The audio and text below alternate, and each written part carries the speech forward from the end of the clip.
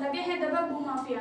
गौरा थाना अंतर्गत ग्राम सभा महुआ स्थित विधवा की जमीन दबंग भूमाफिया द्वारा हड़पने का मामला सामने आया है। विधवा का कहना है कि दीपावली की छुट्टी पर दबंग भूमाफिया विधवा हनीफा की जमीन पर बुनियादी ईंट को जबरन तोड़कर उठाकर ले गए और कहने लगे कि ये जमीन हमारी है, जिसकी शिकायत पीड़ित महिला द्वारा पुलिस को दी गई तो पुलिस मुखदर्शक बनी रही। महुआ ग्राम सभा की जो है एक महिला है, वो हमारी मौकिल है, उसका नाम हनीफा है, वो विधवा है। उसके लड़के जो है वर्तमान में यहाँ नहीं है, क्योंकि 2008 के संभवतः 2008 में जो है उसको अस्थायी निषेधाज्ञा माननीय न्यायालय के द्वारा इंसाफ मजिस्ट्रेट बलरामपुर के द्वारा मिला हुआ है।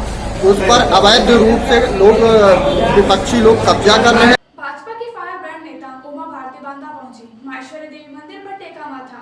भाजपा की फायर ब्रांड नेता उमा भारती बांदा पहुंची, जहां पर शहर के प्रसिद्ध माहेश्वरी देवी मंदिर में दर्शन कर माथा टेका। बताया जा रहा है कि उमा भारती ने 1996 में इसी मंदिर में बाल मुंडवाकर अयोध्या गई थी। वहीं उन्होंने किसानों से किसान आंदोलन वापस लेने और सरकार की बात मानने की अपील की। साथ ही उन्होंने कहा कि बुंदेलखंड बहुत पिछड़ा क्षेत्र है, लेकिन मोदी और योगी मिलकर बुंदेलखंड को प्रगति पथ पर लेके आएंगे, जिसके लिए सरकार द्वारा कई योजनाएं शुरू की गई। यहाँ 50,000 कार सेवक बंदी थे।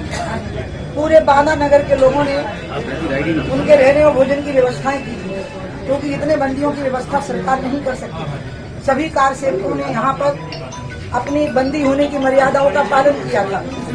इसके बाद जब अयोध्या जी में अशोक जी सिंघल के घायल होने की सूचना मुझे लगी और वहाँ पर एक कार सेवक वासुदेव अग्रवाल जी को गोली के द्वारा मारे जाने की खबर लगी, तो मैं बांदा की जेल से यहाँ से निकल के भाग चली गई और अयोध्या पहुंची। और अयोध्या आंदोलन में एक नया मोड़ आया था, मेरी जिंदगी में भी एक नया मोड़ आया था। इसी प्रकार से आज भारतवर्ष में जो मोदी जी ने आत्मनिर्भर भारत बनाने की बात कही है, उसमें मैं सबसे शोषित और पीड़ित इलाके में हूँ। भारत में ऐसे 2-3 और बहुत पीड़ित इलाके हैं, जिसमें गोलांगीर कालाहांडी है, हजारीबाग पलामू है, उड़ीसा का और ये इलाका है।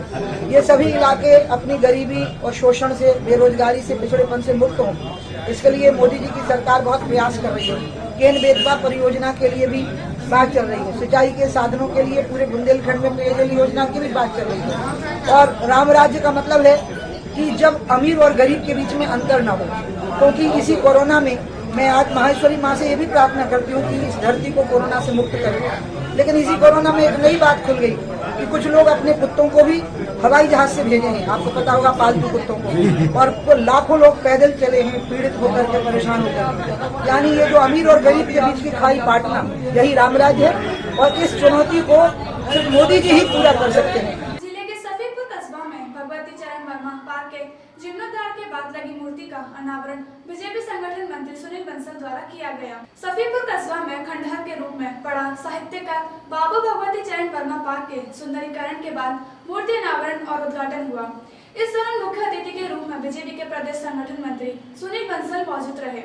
गौरतलब है, पार्क यूपी सरकार के हज एवं वक्फ राज्य मंत्री मोहसिन रजा का ड्रीम प्रोजेक्ट है और इसके सुंदरीकरण के लिए राज्य मंत्री ने अपनी विकास निधि से 50 लाख स्वीकृत किए थे, जिसके आवरण के लिए मुख्य अतिथि के तौर पर संगठन के नेता सुनील बंसल को बुलाया गया था।